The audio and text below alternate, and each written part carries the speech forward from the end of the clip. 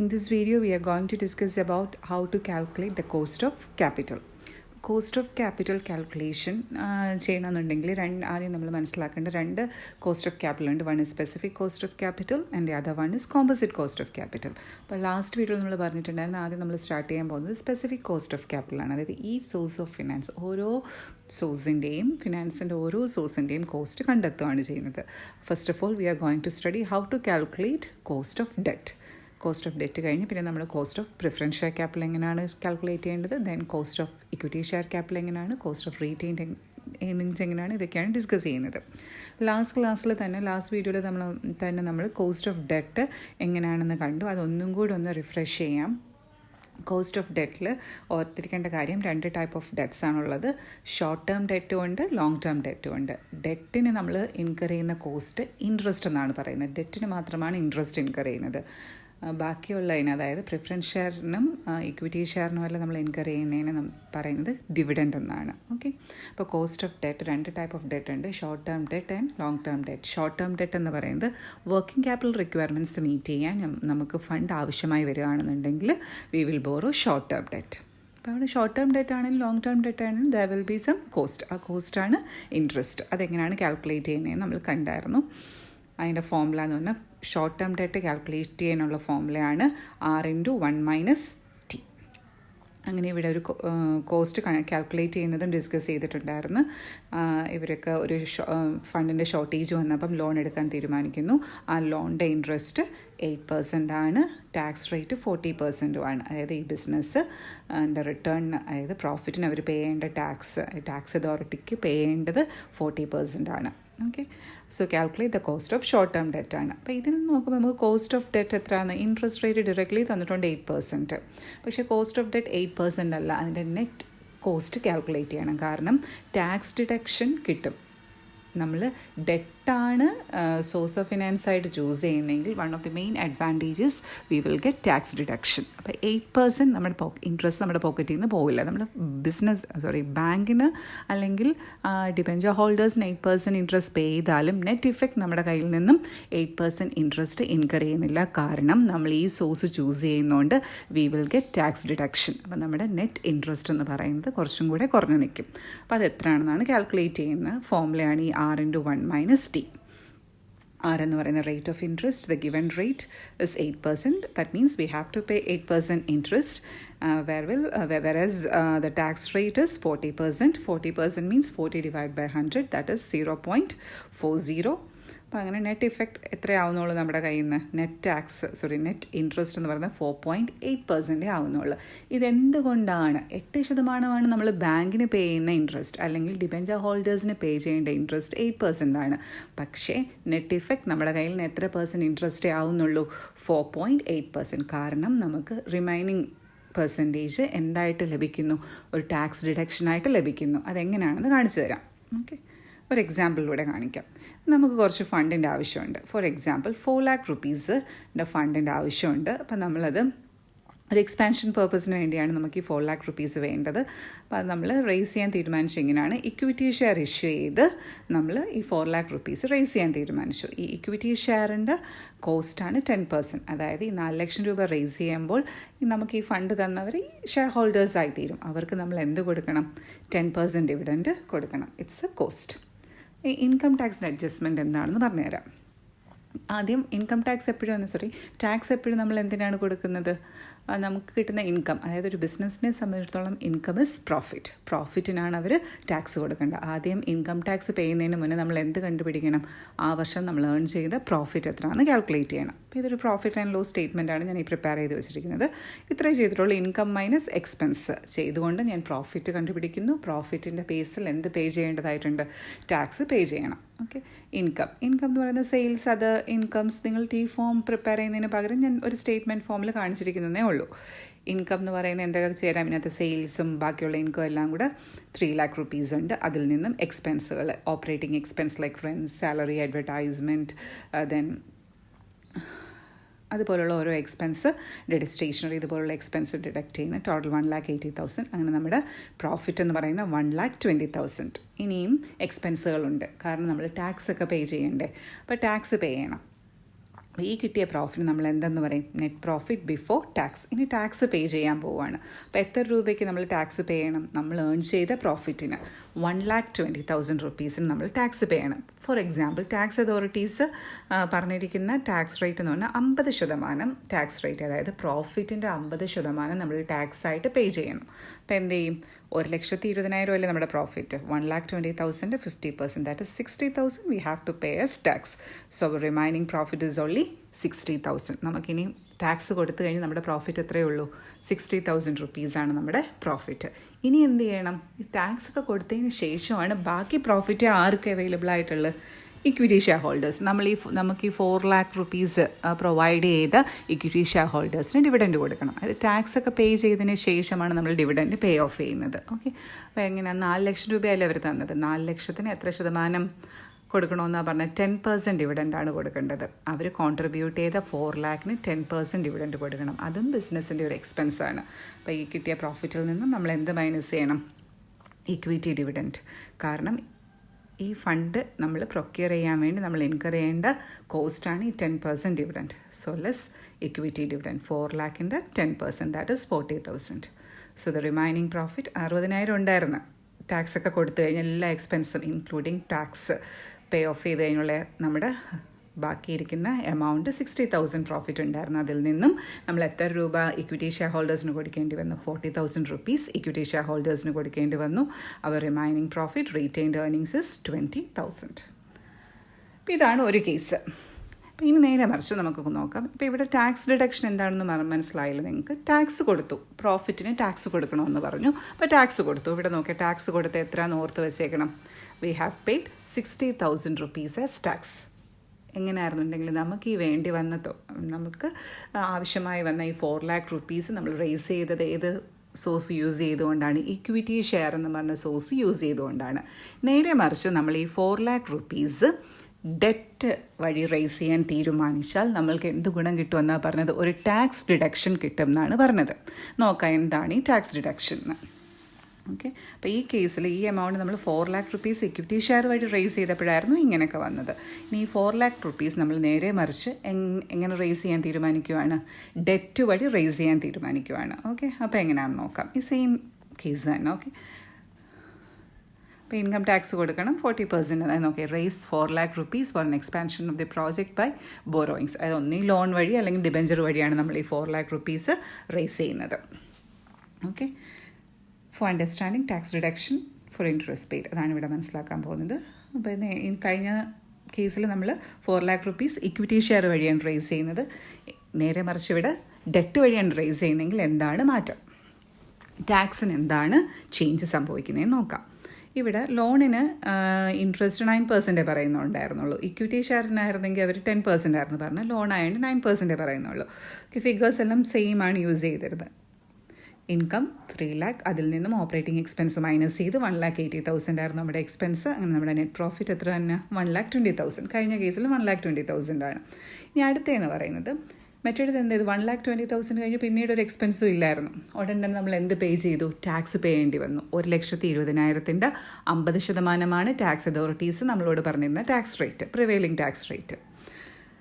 അപ്പോൾ ഇവിടെ 1,20,000 തന്നെ പ്രോഫിറ്റ്. ഇവിടെ ടാക്സ് ഇപ്പോൾ കൊടുക്കണ്ട. ഏത് എക്സ്പെൻസൂടെ മീറ്റ് ചെയ്തിട്ട് നമ്മൾ ടാക്സ് കൊടുത്താൽ മതി? ഇവിടെ നമ്മൾ ഫണ്ട് റേസ് ചെയ്തിരിക്കുന്നത് ഇക്വിറ്റി ഷെയർ വഴിയല്ല, നേരെ മറിച്ച് എന്ത് വഴിയാണ്? ഡെറ്റ് വഴിയാണ് ഫണ്ട് റേസ് ചെയ്തിരിക്കുന്നത്. അപ്പോൾ ഇൻട്രസ്റ്റ് കൊടുക്കണം. അപ്പോൾ ആ എക്സ്പെൻസും കൂടെ കഴിഞ്ഞുള്ള പ്രോഫിറ്റിന് നമ്മൾ എന്ത് കൊടുത്താൽ മതി? ടാക്സ് കൊടുത്താൽ മതി. ഓക്കെ, അതുകൊണ്ടാണ് ഇൻട്രസ്റ്റ് എന്ന് പറയുന്ന ഒരു ടാക്സ് ഡിഡക്റ്റബിൾ ഐറ്റം എന്ന് പറയുന്നത്. ഓക്കെ, അപ്പോൾ നെറ്റ് പ്രോഫിറ്റിൽ നിന്നും ഇൻട്രസ്റ്റ് എത്രയുണ്ടായിരുന്നു? ഇനി നമുക്ക് ഇൻട്രസ്റ്റ് എന്ന് പറഞ്ഞ എക്സ്പെൻസ് മീറ്റ് ചെയ്യണം. ഇൻട്രസ്റ്റ് എത്രയാണ്? 4 lakh rupeesന് എത്ര % ഇൻട്രസ്റ്റ് ആണ് പ്രസ്ക്രൈബ് ചെയ്തിരുന്നത്? 9%. So we have to incur a total expense of 36,000 for interest. അങ്ങനെ നമ്മുടെ പ്രോഫിറ്റ് എത്രയായി വന്നു? 1,20,000 നിന്നും അടുത്തൊരു എക്സ്പെൻസും കൂടെ ഡിഡക്റ്റ് ചെയ്യേണ്ടി വന്നു, ഇൻട്രസ്റ്റ് എന്ന് പറയുന്ന എക്സ്പെൻസ്. അങ്ങനെ 84,000 rupees നമ്മുടെ പ്രോഫിറ്റ്. ഇനി നമ്മൾ എന്ത് ചെയ്യണം? ടാക്സ് പേ ചെയ്യണം. ഈ ടാക്സ് വേണ്ട എത്ര രൂപയ്ക്ക് പേ ചെയ്താൽ മതി? Now we have only a profit of rupees 84,000. So we have to pay tax only for 84,000 rupees. Suppose the tax rate is 50%.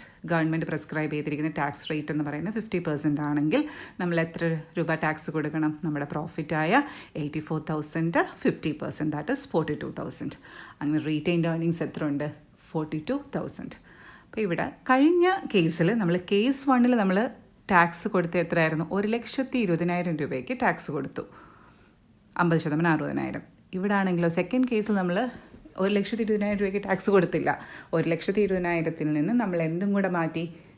Cost of ഡെറ്റായ interest മാറ്റിക്കഴിഞ്ഞ് ബാക്കി 84,000 രൂപയ്ക്ക് അതായിരുന്നു നമ്മുടെ പ്രോഫിറ്റ്. ആ പ്രോഫിറ്റിന് 50% ടാക്സ് കൊടുത്തപ്പോൾ നമ്മൾ എത്രയേ ടാക്സ് കൊടുത്തോളൂ? 42,000 ടാക്സ് കൊടുത്തോളൂ. അങ്ങനെ നമ്മൾ എത്ര രൂപ സേവ് ചെയ്തു?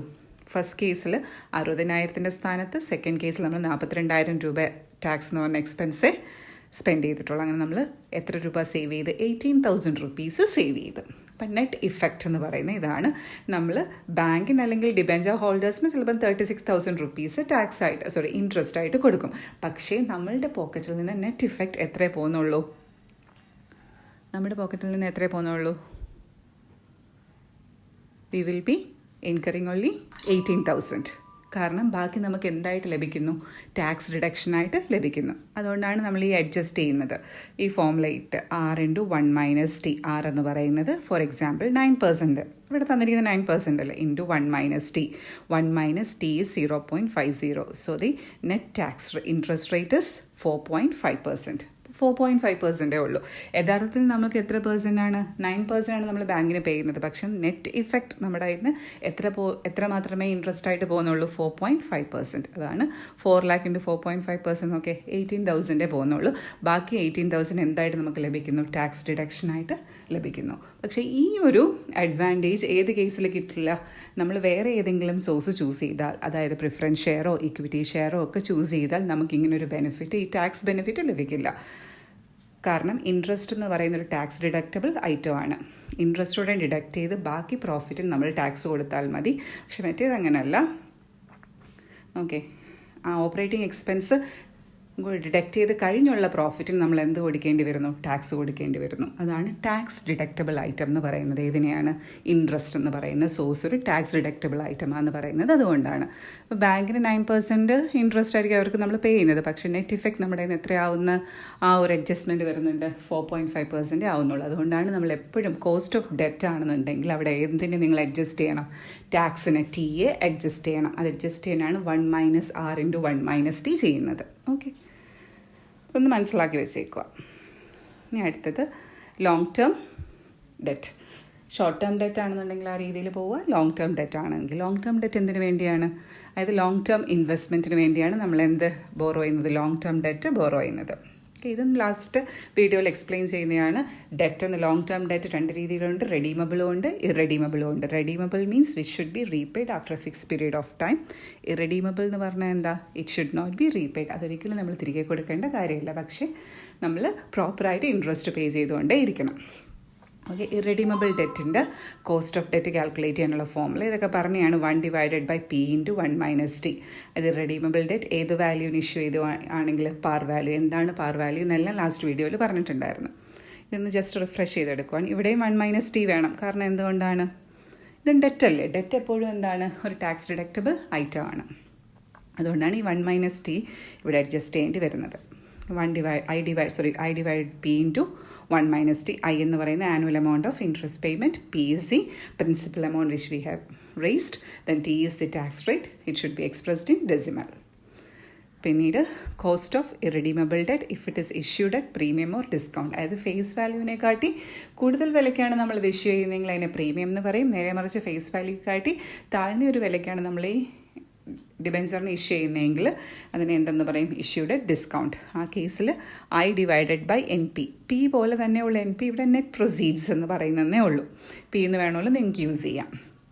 Into 1 - T. ഇവിടെയും ഡെറ്റ് അല്ലേ? ഡെറ്റ് ആയതുകൊണ്ട് എന്തുണ്ടാവണം? എപ്പോഴും 1 - T ടാക്സിൻ്റെ അഡ്ജസ്റ്റ്മെൻറ്റ് ഉണ്ടാവണം. ഓക്കെ, ഇനി ഇതിൻ്റെ ഒരു പ്രോബ്ലം നോക്കാം. പ്രോബ്ലം നോക്കുന്നതിന് മുന്നേ ഒരു കാര്യം നിങ്ങൾ മനസ്സിൽ ഓർത്ത് വെച്ചേക്കണം. Sometimes a firm incurs flotation costs such as brokerage, commission, legal and accounting fees. These cost should be subtracted to arrive to എന്നാണ് to arrive at the principal amount or net proceeds. അത് net proceeds N P എന്നും പറഞ്ഞ ഒരു സംഭവം ഇവിടെ പറഞ്ഞില്ല കണ്ടോ, N P. ഈ എൻ പി കാൽക്കുലേറ്റ് ചെയ്യാൻ നേരം, അല്ലെങ്കിൽ ഈ പി കാൽക്കുലേറ്റ് ചെയ്യാൻ നേരം എന്ത് അഡ്ജസ്റ്റ് ചെയ്യണമെന്നാണ് പറയുന്നത്. ചിലപ്പോൾ നമ്മൾ ഈ ഡിബെഞ്ചർ ഇഷ്യൂ ചെയ്യാൻ നേരം നമുക്ക് കുറച്ച് കോസ്റ്റൊക്കെ ഇൻകർ ചെയ്യും കമ്പനിക്ക്. അങ്ങനെ എന്തെങ്കിലും കോസ്റ്റ് ഇൻകർ ചെയ്താൽ അതിനെയാണ് ഫ്ലോട്ടേഷൻ കോസ്റ്റ് എന്ന് പറയുന്നത്. ആ കോസ്റ്റിനെ നമ്മൾ എന്തിൽ നിന്നും ഡിഡക്റ്റ് ചെയ്യണം? ഈ പിയിൽ നിന്നും അല്ലെങ്കിൽ എൻ പിയിൽ നിന്നും ഡിഡക്റ്റ് ചെയ്തിട്ട് ആ നെറ്റ് ഫിഗറിനെ എൻ പി അല്ലെങ്കിൽ പി ആയിട്ട് കൺസിഡർ ചെയ്യാൻ പാടുള്ളൂ. ഏത് കേസിൽ മാത്രം മതി? If there is any flotation cost. Flotation cost എന്ന് പറഞ്ഞാൽ ഇത് നമ്മൾ ഇഷ്യൂ ചെയ്യാൻ വേണ്ടി, ഇപ്പം നമുക്കിങ്ങനെ ഫണ്ട് വേണ്ടി വന്നു, നമ്മൾ തീരുമാനിച്ചു ഡിബെഞ്ചർ വഴി നമുക്ക് ഈ ഫണ്ട് റേസ് ചെയ്യാൻ. അപ്പോൾ അത് ഇഷ്യൂ ചെയ്യാൻ നമ്മൾക്ക് ഇൻകർ ചെയ്യുന്ന കുറച്ച് എക്സ്പെൻസിനെയാണ് എന്തെന്ന് പറയുന്നത്? Flotation cost. ബ്രോക്കറേജ്, കാരണം ബ്രോക്കറേജ് ഫീ കൊണ്ട് ബ്രോക്കേഴ്സ് ആയിരിക്കും നമ്മളെ ഹെൽപ്പ് ചെയ്യുന്നത് ഈ ഡിബെഞ്ചർ ഇഷ്യൂ ചെയ്തതിനെ, ഈ എമൗണ്ടിനെ കളക്ട് ചെയ്തെടുക്കാനായിട്ട്. പിന്നീട് കമ്മീഷൻ കൊടുക്കേണ്ടി വരും, ചിലപ്പോൾ ലീഗൽ മാറ്റേഴ്സ് സെറ്റിൽ ചെയ്യാൻ നേരം ലീഗൽ ഫീ കൊടുക്കേണ്ടി വരും, പിന്നെ ഇതൊക്കെ അക്കൗണ്ട് ചെയ്യാൻ വേണ്ട അക്കൗണ്ടിങ് ഫീസൊക്കെ ഇൻകർ ചെയ്യേണ്ടി വരും. അപ്പോൾ അതിനെ ഈ നെറ്റ് പ്രൊസീഡ്സിൽ നിന്നും മൈനസ് ചെയ്ത് അതിനെ നമ്മൾ ഡിനോമിനേറ്ററായിട്ട് എൻ പി എന്ന് അല്ലെങ്കിൽ പി എന്നും പറഞ്ഞ് കാണിക്കാവുള്ളൂ. അതെപ്പോഴും ഓർത്തിരിക്കണേ ഈ പോയിന്റ്. ഇനി ഒരു എക്സാമ്പിൾ നോക്കാം. ഇത് how to calculate long term cost of debt. Long term cost of debt എങ്ങനെയാണ് കാൽക്കുലേറ്റ് ചെയ്യുന്നതെന്നാണ് പഠിക്കാൻ പോകുന്നത്. A company issued 12% 2000 debentures of ₹100 each. ഈ 100 എന്ന് പറയുന്നത് ഫേസ് വാല്യൂ ആണ്. ഒരു ഡിബെഞ്ചറിന് കമ്പനി ഫിക്സ് ചെയ്തിരിക്കുന്ന വാല്യൂ 100 രൂപയാണ്. അതുപോലെ എത്ര ഡിബെഞ്ചേഴ്സാണ് ഇഷ്യൂ ചെയ്യാൻ പോകുന്നത്? 2000 ഡിബെഞ്ചേഴ്സാണ് ഇഷ്യൂ ചെയ്യാൻ പോകുന്നത്. അങ്ങനെ എത്ര രൂപ നമുക്ക് കളക്ട് ചെയ്യാൻ പറ്റും? 2000 × 100. അപ്പോൾ അതാണ് നമ്മൾ കളക്ട് ചെയ്യാൻ പോകുന്നത്. 2000 ഡിബെഞ്ചേഴ്സ് ഓഫ് 100 ഈച്ച് എന്ന് പറയുന്നത് 2000 ഡിബെഞ്ചേഴ്സ് ഓഫ് 100 ഈച്ച് എന്ന് പറയുന്നത് 2000 × 100. That means we will get ₹2 lakh. 2 lakh rupees-ആണ് നമുക്കിത് ഇഷ്യൂ ചെയ്യുന്നത് വഴി റേസ് ചെയ്യാൻ പോകുന്നത്. Okay, then you are asked to compute the cost of debentures by assuming tax rate 30%. ഇവിടെ കമ്പനി ടാക്സ് അതോറിറ്റീസിന് കൊടുക്കേണ്ട ടാക്സ് റേറ്റ് എന്ന് പറയുന്നത് 30%. ടാക്സ് റേറ്റ് ഏത് എമൗണ്ടിനാണ് കൊടുക്കേണ്ടത്? കമ്പനി എത്രമാത്രം പ്രോഫിറ്റ് ഏൺ ചെയ്തോ ആ പ്രോഫിറ്റിന് അവർ എത്ര ശതമാനം ടാക്സ് കൊടുക്കേണ്ടി വരും? 30% ടാക്സ് കൊടുക്കേണ്ടി വരും. ബിസിനസ്സിനെ സംബന്ധിച്ചിടത്തോളം ടാക്സ് എന്ന് പറയുന്ന ഒരു എക്സ്പെൻസ് തന്നെയാണ്. ഓക്കെ, ഇപ്പോൾ ഫേസ് വാല്യൂ എന്താണെന്ന് മനസ്സിലായല്ലോ. ഒരു ഡിബെഞ്ചറിന് അവർ ഫിക്സ് ചെയ്തിരിക്കുന്ന വാല്യൂവിനെയാണ് എന്തെന്ന് പറയുന്നത്? Face value. അപ്പോൾ 100 രൂപയെക്കാട്ടി കൂടുതൽ വിലയ്ക്ക് വേണമെങ്കിൽ ഇത് ഇഷ്യൂ ചെയ്യാം. 110 rupees-ന് ഇഷ്യൂ ചെയ്യാം, അല്ലെങ്കിൽ 90 rupees-ന് ഇഷ്യൂ ചെയ്യാം. ഇപ്പോൾ ഈ 100 രൂപ വാല്യൂ ഉള്ള ഡിബെഞ്ചർ 110 രൂപയ്ക്ക് ഇഷ്യൂ ചെയ്താൽ നമ്മൾ എന്ത് പറയും? Issued at premium. ഓക്കെ, നേരെ മറിച്ച് ഈ 100 രൂപ വിലയുള്ള ഡിബെഞ്ചേഴ്സ് 90 rupees-ന് അല്ലെങ്കിൽ 80 rupees-ന് അല്ലെങ്കിൽ 95 rupees-നൊക്കെ ഇഷ്യൂ ചെയ്താൽ അതിന് എന്ത് പറയും? Issued at discount. 100 രൂപ വിലയുള്ളൊരു പ്രോഡക്റ്റ് നമ്മൾ എത്ര രൂപയ്ക്ക് ഇഷ്യൂ ചെയ്തെന്ന് പറയും? 98 rupees അല്ലെങ്കിൽ 95-ന് ഡിസ്കൗണ്ടിന് ഇഷ്യൂ ചെയ്തെന്നല്ലേ. 100-നെക്കാട്ടി ഒരു ഹയർ വാല്യൂവിനാണ് ഇഷ്യൂ ചെയ്യുന്നതെങ്കിൽ ഇഷ്യൂഡ് അറ്റ് പ്രീമിയം എന്ന് പറയും. അപ്പോൾ ഇവിടെ ഇഷ്യൂഡ് അറ്റ് പ്രീമിയം അല്ല, ഇഷ്യൂഡ് അറ്റ് ഡിസ്കൗണ്ടും അല്ല. ഇതെന്താണ്? Issued at face value itself, par വാല്യൂവിൽ ആണ് ഇഷ്യൂ ചെയ്തിരിക്കുന്നത്. Okay, and you are asked to calculate the cost of debt. അപ്പോൾ ഡെറ്റ് കാൽക്കുലേറ്റ് ചെയ്യാൻ നേരം ഓർക്കേണ്ട ഒരു സംഗതിയാണ് ടാക്സ് ഡിഡക്റ്റബിൾ ഐറ്റമാണ്. അപ്പോൾ അതിനെ അഡ്ജസ്റ്റ് ചെയ്തോണം. അതിന് ഉള്ള അഡ്ജസ്റ്റ്മെൻറ്റ് എന്താ? 1 - T ചെയ്യാൻ മറക്കരുത് ഫോർമുലയിൽ. ഫോർമുലയൊക്കെ നമ്മൾ ഡിസ്കസ് ചെയ്തായിരുന്നു. Cost of debt issued at പാറാണെന്നുണ്ടെങ്കിൽ ഫോർമുല എന്താണ്? KD means cost of debt equals I divided by P into 1 - T. അപ്പോൾ ഇവിടെ I എത്രയാണ്, P എത്രയാണെന്നൊക്കെ നോക്കാം. I എന്ന് പറഞ്ഞാൽ എന്താ പറഞ്ഞു തന്നത്? എമൗണ്ട് ഓഫ് ഇൻട്രസ്റ്റ് പെയ്ഡ് അല്ലെങ്കിൽ എമൗണ്ട് ഓഫ് ഇൻട്രസ്റ്റ് പേയബിൾ. എത്ര രൂപയാണ് കൊടുക്കേണ്ടത്? നമ്മൾ എത്ര രൂപയാണ് റേസ് ചെയ്ത് ഡിബെഞ്ചർ ഇഷ്യൂ ചെയ്ത്? ഞാൻ പറഞ്ഞില്ലേ 2000 debentures at the rate of ₹100. That means we have raised 2 lakh rupees. ഈ 2 lakh rupees-ന് എത്ര ശതമാനമാണ്? 12% ഇൻട്രസ്റ്റ് ആണ് നമ്മൾ കൊടുക്കേണ്ടത്. അപ്പോൾ 2 lakhൻ്റെ 12% എന്ന് പറയുന്നത് 24,000 rupees. അപ്പോൾ I means amount of interest ആണ്, അല്ലാതെ റേറ്റ് അല്ല. Amount of interest 24,000. എങ്ങനെ കിട്ടിയെന്ന് അറിയാമല്ലോ. നമ്മൾ റേസ് ചെയ്ത എമൗണ്ട് എന്ന് പറയുന്നത് 2 ലക്ഷം രൂപ. 2 ലക്ഷം രൂപ എങ്ങനെയാണ് വന്നത്? 2000 debentures issued at the rate of ₹100. 2000 × 100 അതാണ് 2 ലക്ഷം. അതിന് എത്ര ശതമാനം ഇൻട്രസ്റ്റ് ആണ്? 12% interest. So 1 year we need to pay ₹24,000. Pi എന്താണെന്ന് കിട്ടി. ഇനി പി എന്ന് പറയുന്നത് നമ്മൾ ഇത് ഇഷ്യൂ ചെയ്ത് നമ്മൾ റേസ് ചെയ്ത amount. principal amount which we have raised. 2000 debenture issue ചെയ്ത് 100 രൂപ വെച്ച് ഇഷ്യൂ ചെയ്ത് നമ്മൾ എത്ര രൂപയാണ് അവിടെ നിന്ന് റേസ് ചെയ്തെടുത്തത്? 2 lakh rupees അല്ലേ? അപ്പോൾ അതാണ് പി എന്ന് പറയുന്നത് 2 lakh. Okay, then T. I എത്രയാണെന്ന് കിട്ടി, പി എത്രയാണെന്ന് കിട്ടി. പി എന്ന് പറഞ്ഞാൽ ഇത്രയേ ഉള്ളൂ, നമ്മൾ റേസ് ചെയ്തെടുത്ത എമൗണ്ടിനെയാണ് പി എന്ന് പറയുന്നത്. പ്രൊസീഡ്സ് ഫ്രം ദി ഇഷ്യൂ, അല്ലെങ്കിൽ അതിനെ പ്രിൻസിപ്പൽ എമൗണ്ട് എന്നൊക്കെ പറയും. ഇനി നമുക്ക് വേണ്ടുന്ന ഏത് വേരിയബിളാണ്? We need T. ടി എന്ന് പറഞ്ഞാൽ എന്താ? Tax rate. ഇവിടെ ഞാൻ ടി ക്യാപിറ്റൽ ലെറ്ററിലങ്ങ് അറിയാതെ എഴുതിയതാണ്, സ്മോൾ ലെറ്റർ യൂസ് ചെയ്താൽ മതി. ടി ഈക്വൽസ് എത്ര ഗവൺമെൻറ് പറഞ്ഞിരിക്കുന്ന ടാക്സ് റേറ്റ് എത്ര? 30%. 30% എന്ന് പറഞ്ഞാൽ we need to express it in decimal. Decimal express ചെയ്യാൻ എന്ത് ചെയ്യണം? 30% മീൻസ് 30 ഡിവൈഡഡ് ബൈ 100, അതായത് എത്രയാണ്? 0.30. നമുക്ക് വേണ്ടുന്ന എല്ലാ വേരിയബിൾസും കിട്ടിയല്ലോ. കോസ്റ്റ് ഓഫ് ഡെറ്റ് കണ്ടുപിടിക്കാനുള്ള എല്ലാ വേരിയബിൾസും നമ്മൾ കണ്ടുപിടിച്ചെടുത്തു. Now we can apply the formula. അപ്പം എങ്ങനെ വരും? ഐ എന്ന് പറയുന്നത് നമ്മൾ കാൽക്കുലേറ്റ് ചെയ്ത് 24,000. So 24,000 over P. P means the proceeds which we got while issuing the debenture, that is 2 lakh rupees. 2 lakh into 1 minus T. 1 minus T എന്ന് പറഞ്ഞ tax rate അല്ലേ? ടാക്സ് റേറ്റ് ഡെസിമൽ എക്സ്പ്രസ് ചെയ്തേ നിങ്ങൾ എഴുതാൻ പാടുള്ള, 30% എഴുതരുത്. So minus 0.30. അപ്പോൾ എത്ര വരും? അടുത്ത സ്റ്റെപ്പ് എന്ന് പറയുന്നത് 24,000 divided by 2 lakh gives you 0.12 ആണ്. ഇൻറ്റു 1 മൈനസ് 0.30 എന്ന് പറയുന്നത് എത്ര? 0.70. സോ 0.12 ഇൻറ്റു 0.70 ഈക്വൽസ് 0.84 എന്നാണ് നിങ്ങൾക്ക് കിട്ടുന്നത്. നമ്മളിതിനെ കോസ്റ്റ് ഓഫ് ഡെറ്റിനെയൊക്കെ നമ്മൾ പെർസെൻറ്റേജിൽ എക്സ്പ്രസ് ചെയ്ത് കാണിക്കണം. 0.84 എന്ന് എഴുതി വെക്കരുത്, അതിനെ എന്തിലോട്ട് കൺവേർട്ട് ചെയ്യണം? 0.84 should be converted into percentage. So what you have to do is multiply with 100. അപ്പോൾ എത്ര കിട്ടും? 8.4%. അപ്പം നമ്മളുടെ ഇന്ന് നെറ്റ് ഇൻട്രസ്റ്റ് എത്രയാവുന്നുള്ളൂ? 8.4%. പക്ഷേ നമ്മൾ ഡിബെഞ്ചേഴ്സിന് പേ ചെയ്യുന്ന ഇൻട്രസ്റ്റ് എത്രയാണ്?